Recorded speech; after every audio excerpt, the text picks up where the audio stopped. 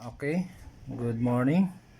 Ito po yung Gen 4 na Ford Everest.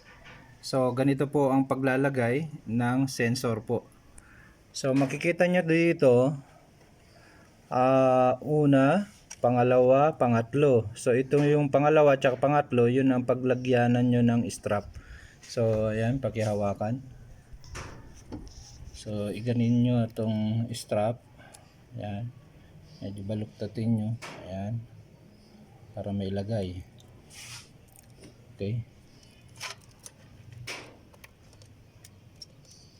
Ayan. So, ayan. Nakita nyo. So, ganyan lang po kasimple. Tapos, itong yung pinaka kanal nya nasa taas po. So, yung wire nya nandito sa likod, no? Nga to, itaas mo para kita. Yan. Okay? So, ganyan dapat. Sige, itutok mo para kita. Tandaan nyo, konting ganyan lang o kaya ganyan, mag-iiba na po yan. So, kailangan hindi gagalaw, ganyan lang po siya. Okay? So, ano nyo dito. Yan. So, ganyan lang po. O simple. Ngayon, punta tayo dun sa harapan. I-pause muna natin. So, dito naman po, kasi hindi pa masyadong bago namin kasi sinisild, inoobserbahan muna namin kung okay na, doon namin isisil. Tapos padala na sa customer. So, yan po yung adjustment ng start detection. Ito yung sensor sa alternator, tsaka ito. Okay? So, ganyan na muna. Kailangan pag isusi, hindi muna siya aandar, no? Ayan, isusi natin. Ayan, so, hindi dapat umandar. So, pag nag-switch on to, kailangan i-counterclockwise nyo lang po ito. Okay? Ayan. So, ngayon, start natin. Sa umpisa, talagang mataas po yung yan. May delay lang ng konti. Ganyan po talaga ang Ford Everest. Yan, okay? So, makikita nyo, mataas. Ayan, mataas muna. Ayun. Sa umpisa, makikita nyo dito yung ilaw green. Hindi gaanong kita dito. Pero maliwanag po yan. Patayin ko yung ilaw para makita. Ayan. So, makikita maliwanag po yung green nya sa umpisa. Pero paunti-unti na lumiliit. So, naka-adjust po kasi yan. Naka-adjust. Magalaw po yan kasi pulse po yung rini-read nya dun sa ating alternator. Ano po? Oh, pero dito hindi naman siya magalaw. Yan. Kaya mataas po muna yan dahil syempre kakaandar lang po yan. Huwag nyong galawin pag ganyan. Yan. Ay, okay natin. Yan. Unti-unti po yan, bababa po yan. Pag nakakarga na po yung HHO natin, after 2 minutes, dun na lang po mag-adjust. Or, tandaan nyo, kailangan may bahagyang green po dun. Okay? Para pag isilinyador, yan po. Yan po yung maximum nya. Okay? So, ganyan pulse po kasi yan. Kaya mabilis yung ano yan. Hindi masyadong yan, gaganon-ganon po siya. No?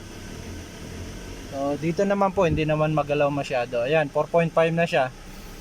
Pag tumagal pa po yan, nagiging 3 ampere or 3.5, ganon.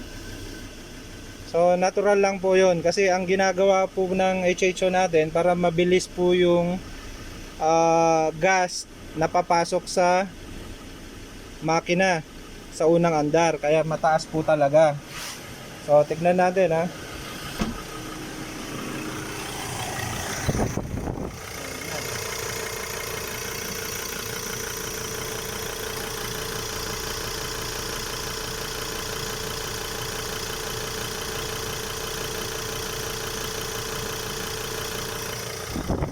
dumi.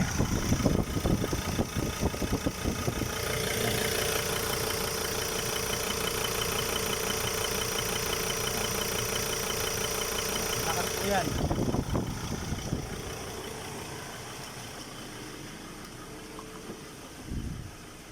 So napansin nyo, no? Ayan, bumaba siya na siya. Tapos naging 3.7 na lang. Okay. Bababa pa po ng konti yan. Pag nag-on kasi ang aircon tapos nag-off, syempre mag-iiba po yung amperahe niya. Kasi nakukuha niya po yung signal ng alternator natin. Pero normal lang po yan. Yan, okay na po yan. So pag isilinyador natin, yan na po siya. Kaya huwag kayong adjust ng adjust. Yan. O, diba? Hanggang 9. Kasi naibiyahe na po namin to. Ayan po yung yan, dapat konti lang. Ganyan na po siya, no? Yun.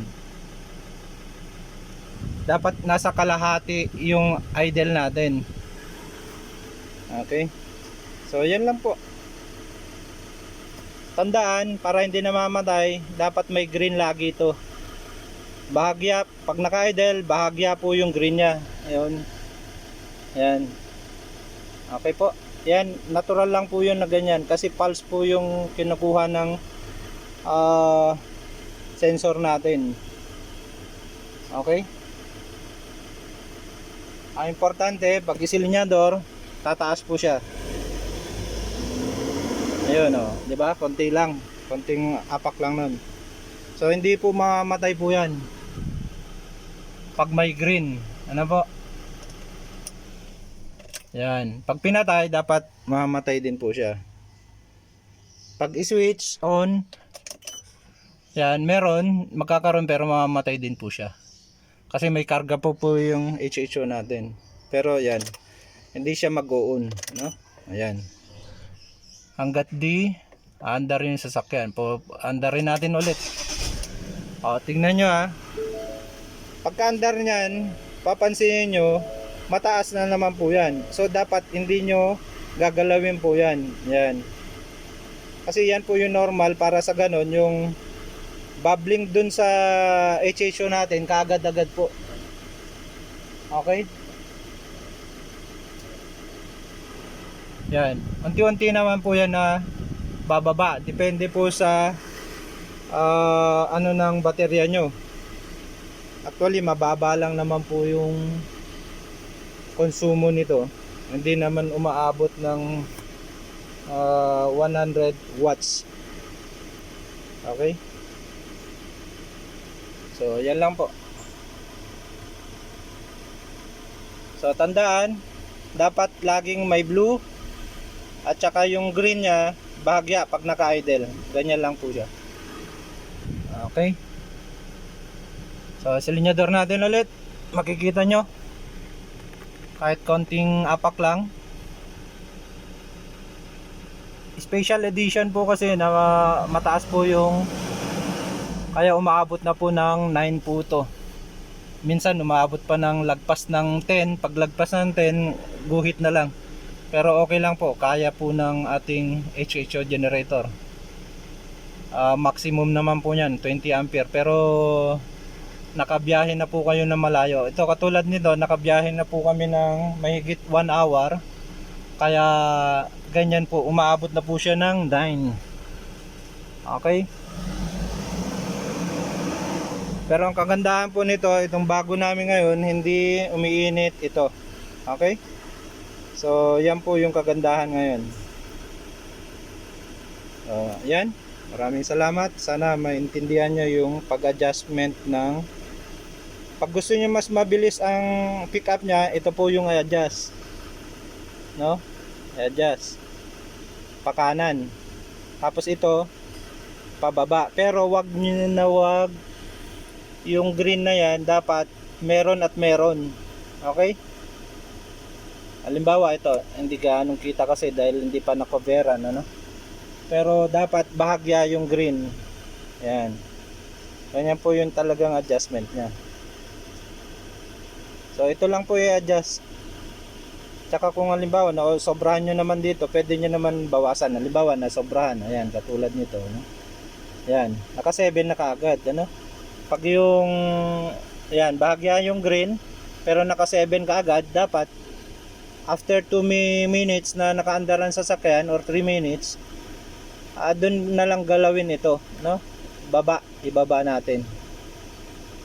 Ayan. Pag binababa naman yan, unti-unti lang po. Ayan, huwag masyadong mabilis, no? Yung konting-konti lang, bagya-bagya lang. Ayan. Parang gahibla lang ng buhok pag nag-a-adjust. Ayan. Ang importante ito po. Ayan. Hindi naman magalaw dyan sa taas eh. Dyan na lang kayo titingin pag mag-adjust. Ayan. Yan po yung normal. Okay? Ganun lang po. Tapos isilinyador. Ayan. Kaya namamatay po yan kung halimbawa mahina po to. Ayan, halimbawa lang. Ayan, patayin natin. O di yan. Mamatay po yan. 0-0 na po yan. So kailangan yung dito. Ayan, iilaw natin ha. Kailangan may magkulay muna to. Mang blue. Tapos i-adjust yung green. Ang green po, ito yung pangalawa. Ang adjustment niya. Dapat meron at meron yan. Bago nyo i-adjust ito. Okay? So, dahil masyadong mataas dito sa taas, babaan natin. Konting-konti lang adjustment ko. Counterclockwise ko. Bahagya lang, parang buhok lang ng yan. Masyadong mababa na po yan. Kailangan, kasi umabot tayo ng 9, kaya dapat nasa 4. Okay? Dapat laging kalahati dun sa maximum. Yan, unti-unti lang po. Huwag yung madaliin kasi yung aircon naririnig nyo, on, patay, on. Kaya ganun tataas din po siya. Yan.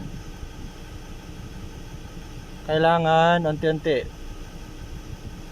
Yan, okay na po yan. Yung 3.7, 4.7, 4.5. Yan. Yan, naririnig nyo kasi tataas kasi yung yung aircon natin, mag-switch yung aircon natin, kaya tumataas din yung amperahe natin ng konti, no? So, ganun. Kasi yung ating sensor dun sa alternator, nakukuha niya yung RPM, no? Kasi pag tataas ang mag-switch ang aircon natin, tataas din yung konsumo ng gas natin. Kumbaga, tataas yung RPM. Kaya tataas din bagya yung ating HHO generator para makahabol. Ano po? Kaya pag nakikita nyo, pag isilinyador natin, tataas din po yan. Ayan. Ayan. So, hindi na mamatay. Ano po? Ayan.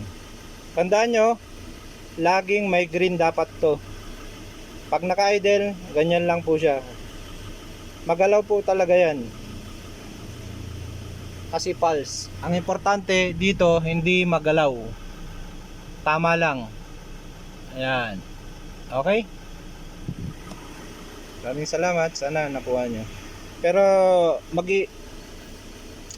iibahin ko na naman po yung video pag natakpan na po ito para mas makita nyo. Mas accurate ba, no? Kasi dito hindi nyo nakikita masyado yung green, pero kitang kita ko po bahagya po yung green na nag-on pag naka-idle. Tapos ito yung start delay adjustment, ito na po yung sensitivity ng sensor natin, tsaka ito. Okay, ayan, hindi pa na ilagay kasi yan. Kasi inoobserbahan muna namin yan bago okay na, doon namin i-seal. Tapos test na naman ulit, tapos padala sa customer. Ganun po kami para maging ganito. Yan. Ito po kasi yung old model pa namin. Okay, so ito na po yung bago, hindi na po siya nag-iinit. Okay, maraming salamat.